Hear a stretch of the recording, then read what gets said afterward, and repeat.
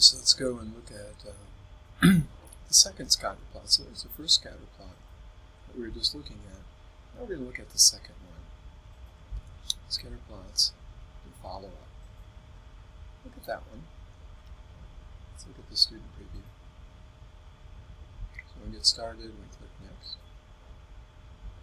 So in this case, you see, as opposed to the previous scatter plot, which had a downhill trend line, a negative relationship, this one we see that we have a positive relationship. Well, what is per capita income in dollars? So per capita is a way of saying per person. So we're looking at counties in North Carolina.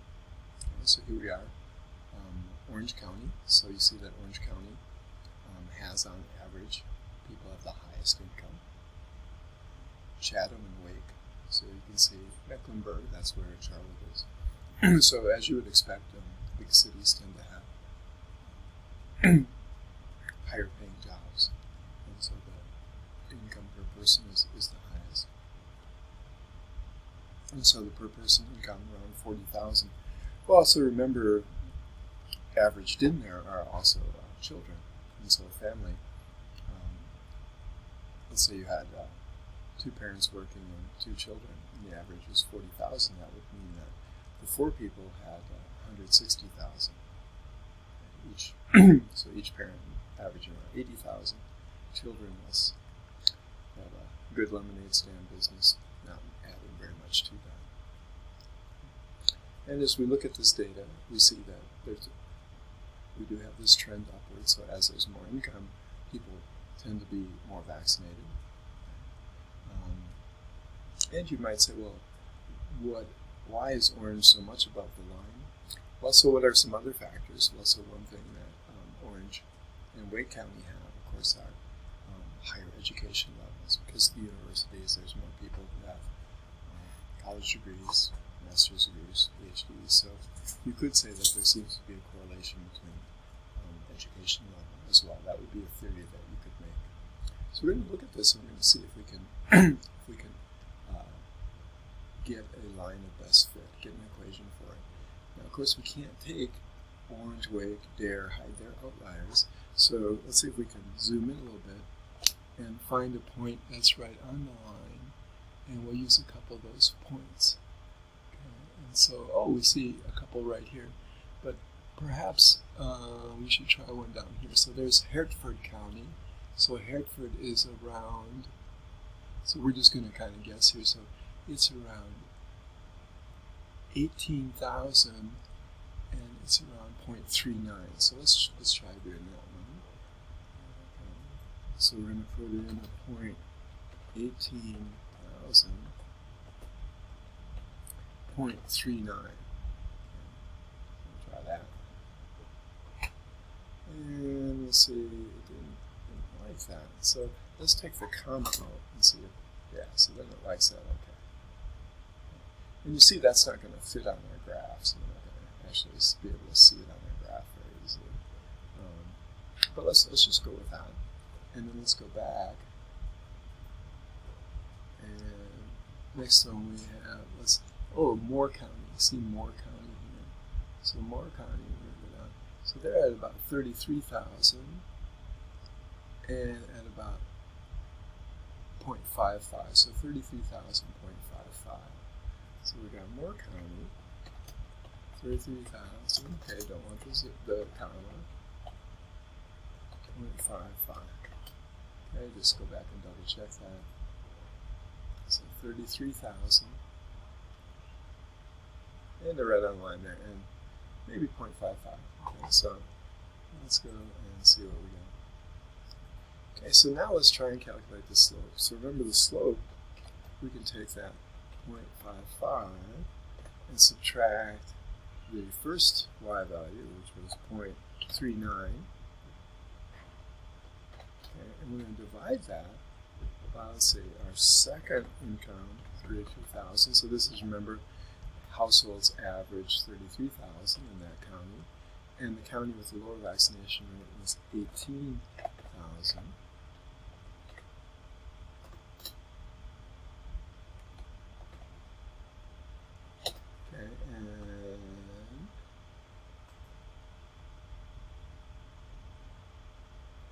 So let's see why that didn't listen.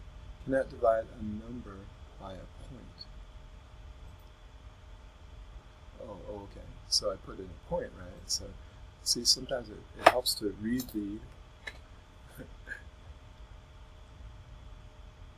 Okay. So let's see what is that slope there. So we get the slope.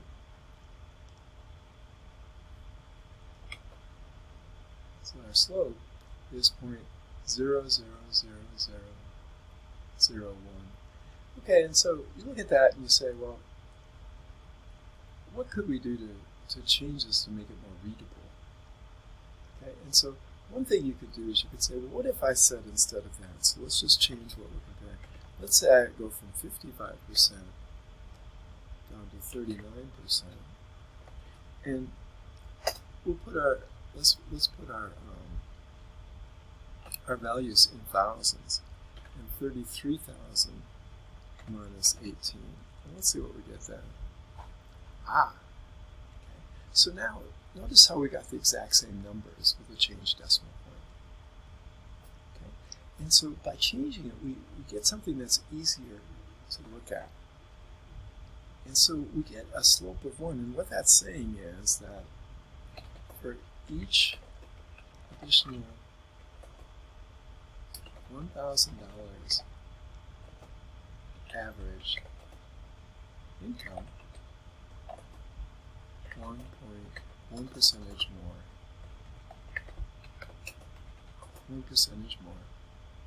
vaccination. Okay.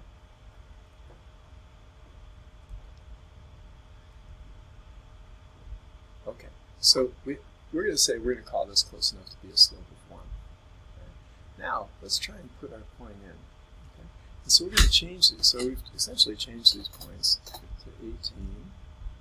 So we said 18% for 39,000 and 33% for,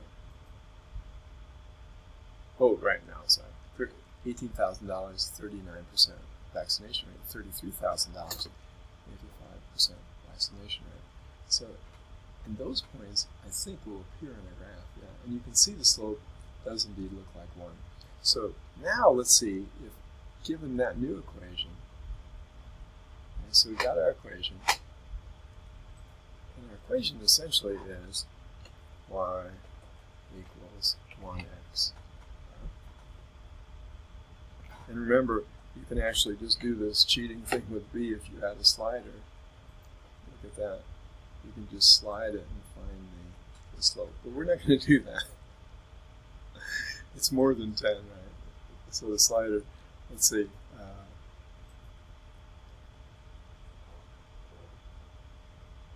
Let's try it again. Let's see if we can add the slider.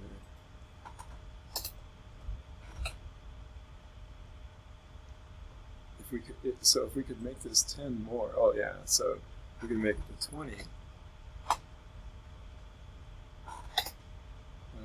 so now you see we actually can do it. Okay. So, and it does look like it's about 20.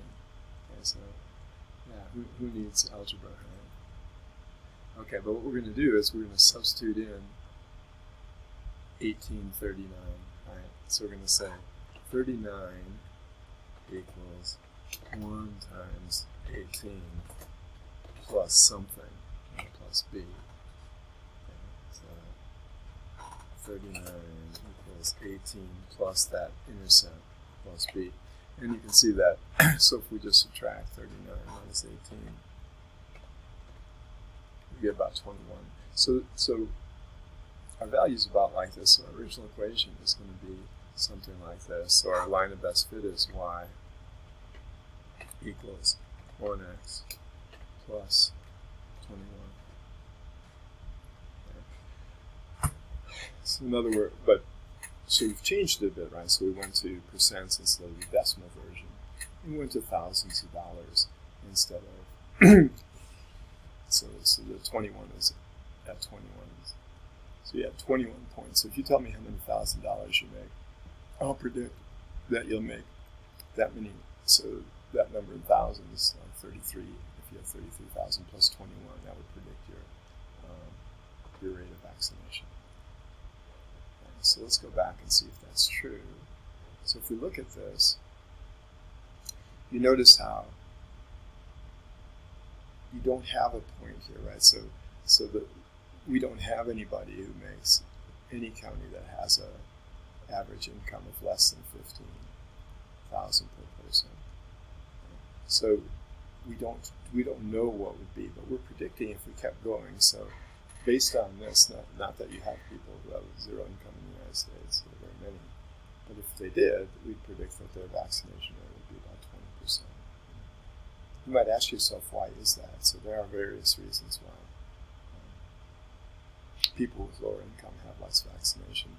One thing you might not have thought about is that to get a vaccination, at least for a while, it was all online, and that it was harder if you didn't have good access to the internet to get a vaccination.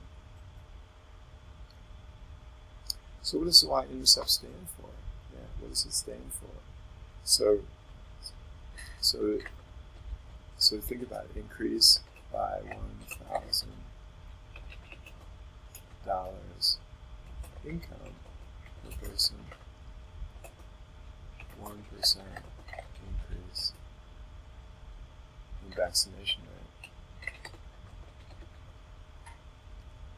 Okay, so if you find somebody at some point online, you say, okay, and for each extra $1,000, the wine's going to increase the value average of those people in vaccinated goes up by 1.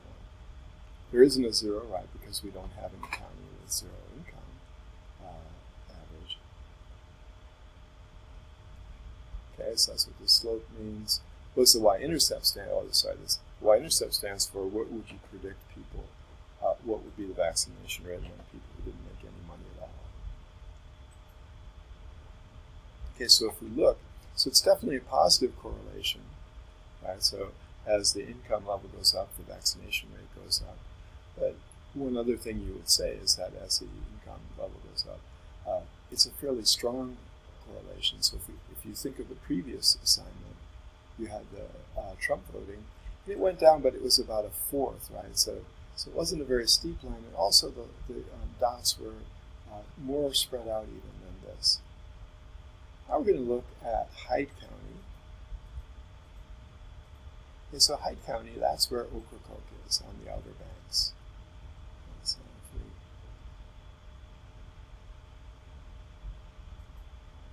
So look at Hyde County, Carolina.